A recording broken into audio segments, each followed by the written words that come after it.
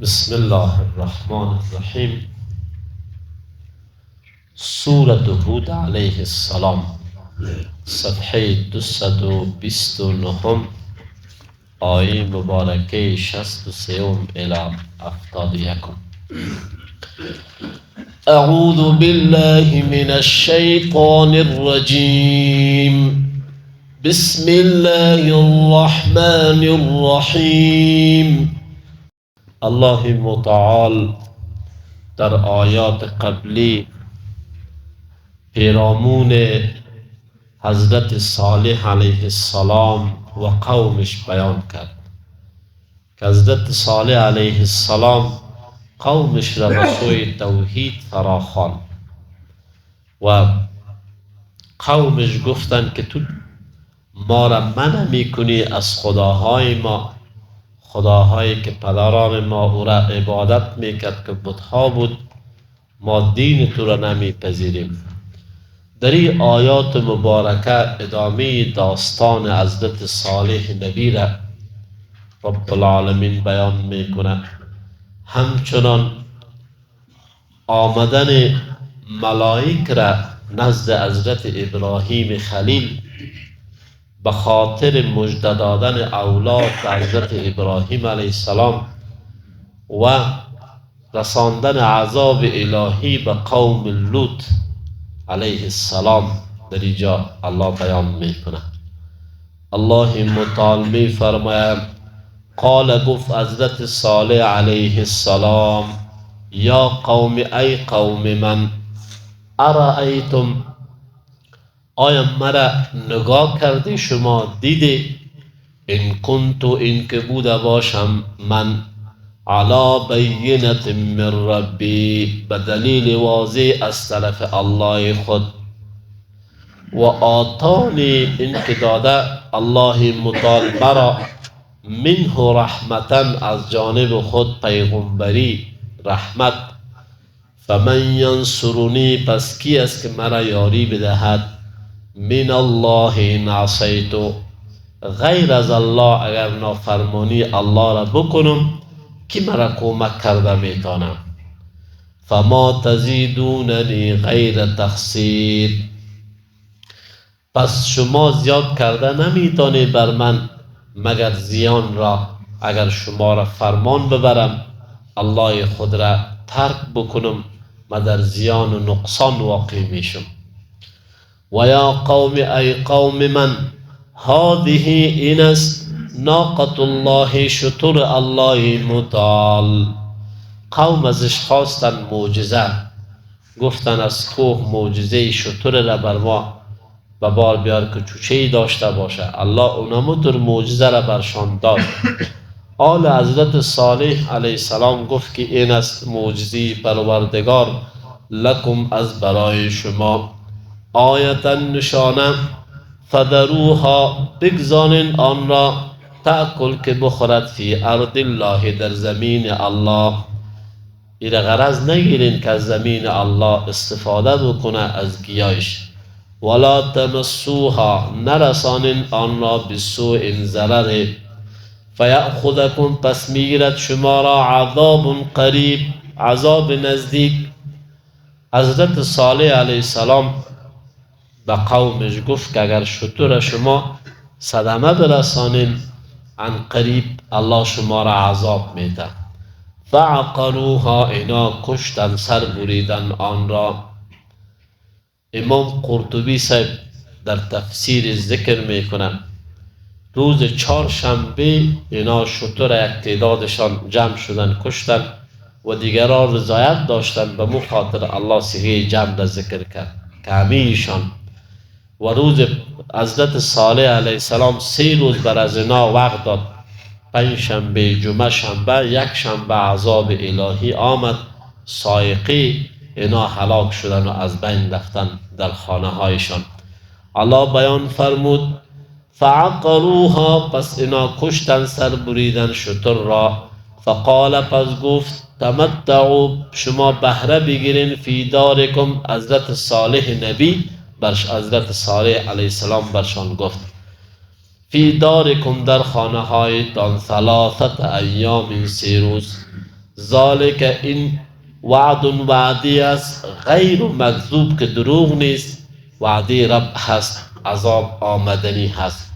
فلما پس وقتی که جاء امرنا آمد عذاب ما، امر ما، نجینا نجات دادیم ما صالحا حضرت صالح علیه السلام را، والذین آمنوا آنان که ایمان آورده بودن، معه با صالح نبی که تعدادشان را مفسرین ذکر نکردن، برحمت منا برحمت از جانب ما، و من خزی یومئذ در آن روز ذلت و عذاب برای کسانی که اونا ایمان نآوردن برشان رسید و مسلمانان از خزی آن روز در امان ماندن.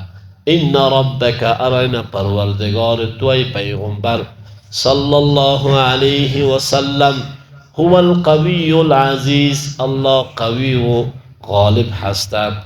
هر انسانی که در مقابل رب بخیزه الله او را هلاک میکنه و از بین میبره.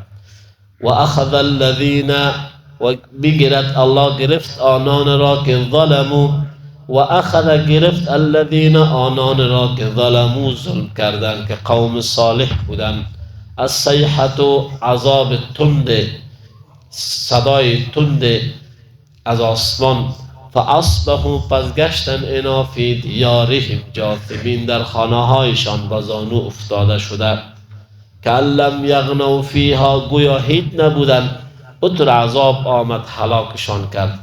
الا ان ثمود کفروا ربهم، الا با خبر ان ثمود ارین ثمود کفروا کافر شدن ربهم به پروردگارشان، الا بودن لثمود با خبر هلاکت و دوری رحمت باد برای ثمودیان به خاطر که اینا انکار کردن از توحید و نشانه معجزی الله را اینا از بین بردن.